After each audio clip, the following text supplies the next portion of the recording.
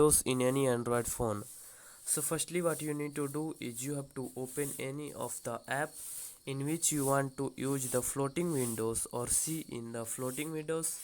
So you can use any of the app, so you can open any of the app and then you can swipe down and you can see all these menu. So from here you have to you have to find the floating windows option. In my case this is here. So click on the floating windows option and it is appear in the floating window.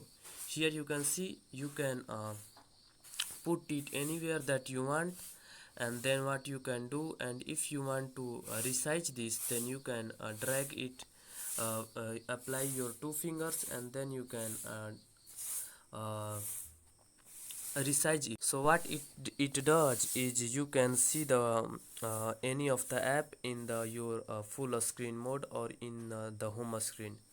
So that's it, that how you can use floating windows in any Android phone. So that's it, that how you can do this. If you found this video helpful, please subscribe to my channel and also press the bell icon to get notifications of such new informative video. And also don't forget to like, share and comment on this video. Have a good day.